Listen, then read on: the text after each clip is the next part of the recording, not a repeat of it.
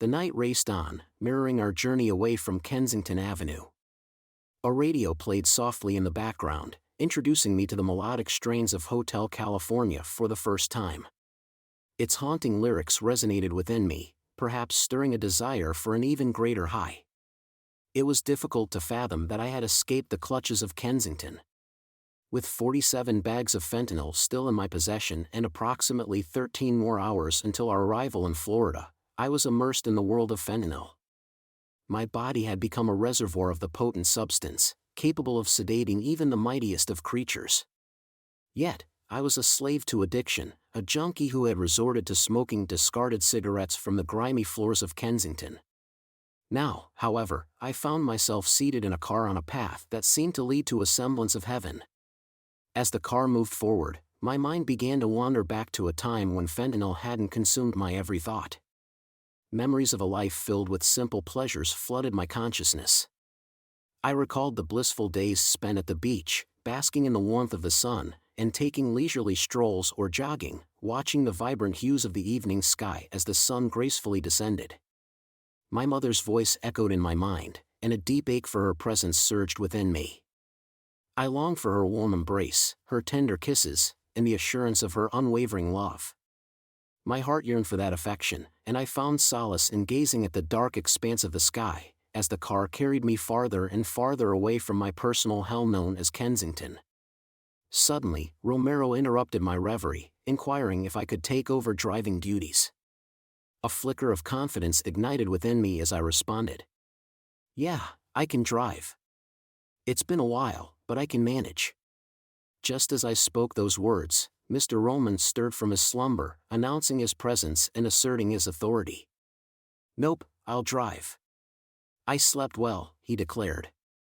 He suggested we stop at the next rest area to grab a bite to eat, preparing ourselves for the imminent dawn and the promise of a beautiful day ahead.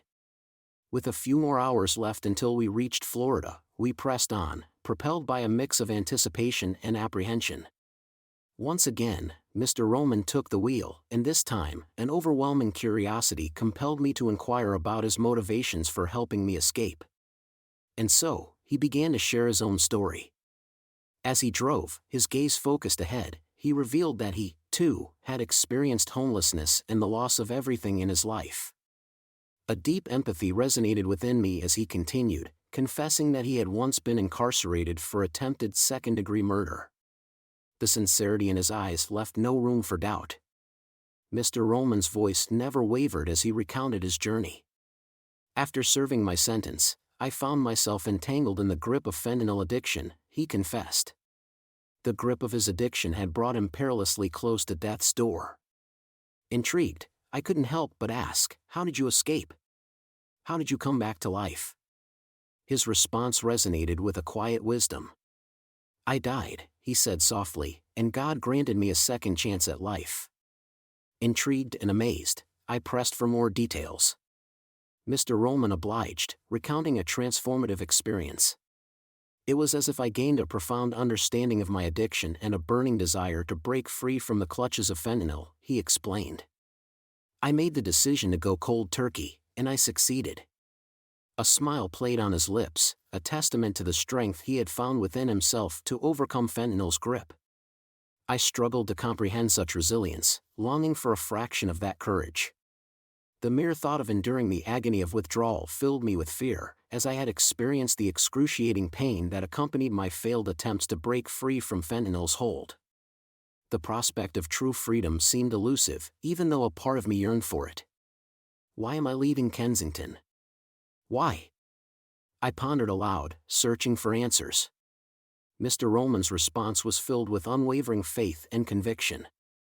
"I've been where you are," he said, his voice laced with empathy. "I waged a war within myself, just as you are now. But, Bull, I believe you are destined for something greater. You will become a vessel for God's work." In that moment, his words resonated deep within me, igniting a spark of hope. I listened intently as he shared how recovery had saved him, and a profound desire to find salvation for myself took root. I yearned to experience the transformative power of redemption, to embark on a journey of recovery and reclaim the life that addiction had stolen from me. Mr. Ullman's story served as a beacon of hope, guiding me towards the path of salvation I so desperately craved.